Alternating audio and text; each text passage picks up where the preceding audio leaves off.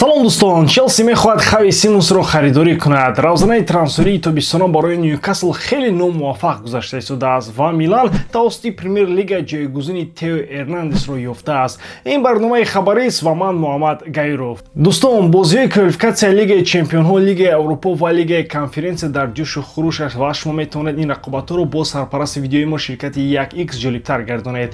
Зеро дар он ҷо вақт коэффициентҳои баланд ва бонусҳои гуногун шуморо интизор аст. Ҳамчунин нафароне ки то ҳол регистрация накардан метавонанд дар аввалин пардохти худ то ҳаҷми 8000 сомонӣ бонус ба даст оранд агар дар вақти регистрация кардан промои мо AMG0777-ро истифода баранд. Ссилкаи бозӣ дар комментарияи ин видео. имкониятро аз даст надиҳед. Агар рост ба ҳайати Челси нигарем, шояд гӯед чаро ба онҳо боз як ҳамлагар лозим аст, зеро онҳо аллакай 16 бозингари ҳамлавӣ дар дастаи асосӣ доранд. 2 ҳафта пеш навишта буданд ки ба Челси лозим аст 60 миллион фунт аз ҳисоби фурӯши бозингарон ба даст оварад то ҳамаи футболбозони навро барои мавсими навбатии Лигаи Чемпионҳо ба қайд гирад. Бинобар ин харидани Симонс ки арзишаш метавонад 50 то 70 миллион евро бошад ғайриимкон менамояд. Дуруст? Аммо не, баъди фурӯши Мадуэке ин камбудӣ тақрибан то 10 миллион коҳиш ёфт. Онҳо инчунин умед доранд Ренато Вегаро ба Атлетико бо нархи 35 миллион евро фурӯшанд. Жоао Феликс мехоҳад ба Бенфика баргардад. Джексон ва Нкунку метавонанд клубро тарк кунанд. Аз нигоҳи молиявӣ онҳо дигар мушкилӣ надоранд. Паэс ва Гуи ба иҷора мераванд ва боз якчанд бозингарон ҳастанд ки аз даста мебароянд. Агар гап дар бораи ҳамлагароне равад ки дар ҳайати асосӣ боқӣ мемонанд, тахминан 7 нафаранд. Яъне назариям барои боз як бозингар ҷой ҳаст. Аз байни ҳамаи номзадҳо бозингари беҳтар аз Симонс кам ёфт мешавад. Ӯ дар академияи Ламасия бузург шудааст ва дар синни 16 солагӣ ба ПСЖ рафт. Аммо монанди Экитеке бо вуҷуди истеъдоди калон дар дастаи пур аз ситораҳои ПСЖ вақти бозӣ пайдо накард. Вале баъди он ки клубро тарк кард, комилан кушода шуд. Аввал дар ПСВ, пас дар РБ Лейпциг номер овард. 44 гол ё пас дар 73 бозӣ, яке аз беҳтарин ҷавонони ҳамлавии Бундеслига. Дар мавсими гузашта Симонс ҳамон миқдор гол дар Бундеслига дошт ба монанди Вирс, гарчанде бозии камтар анҷом дод. Ӯ метавонад ҳамчун рақами 10 ва ё дар ҳардуи фланг бозӣ кунад, яъне универсалӣ аст. Аз ҷиҳати маҳорату сифат ҳеҷ шубҳа нест. Саволи ягона ӯ дар куҷо бозӣ мекунад ва оё мураббӣ Мареска метавонад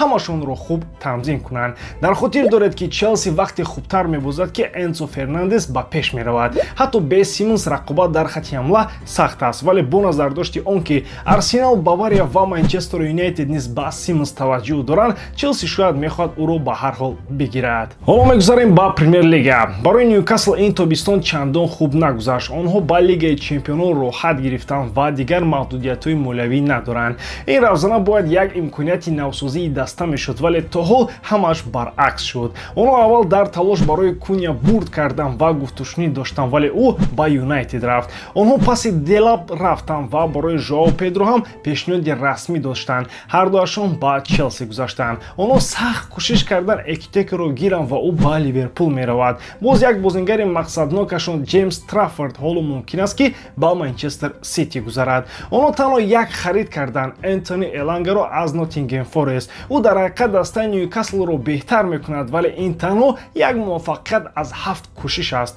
дар асл Ньюкасл дар ин равзана суст ва беқувват ба назар мерасад. бале клуби таърихист ва мақсадҳои калон дорад, вале онҳо он нуфузи муосири Мансити ё Арсеналро надоранд. ҳамзамон овозҳо дар бораи бозингарони асосии худ зиёд мешаванд. ман фикр намекунам ки Исак зуд клубро тарк мекунад, вале бо ҳолати имрӯза онҳо барои мавсими нав омода нестанд. фишор дар Сент Ҷеймс парк зиёд мешавад. пас акнун ба Италия. Милан баъди фурӯши Тео Эрнандес ба Алҳилол зуд вокуниш нишон дод ва бо Первес Эступинян муҳофизи Брайтон ва тими миллии Эквадор шартнома баст.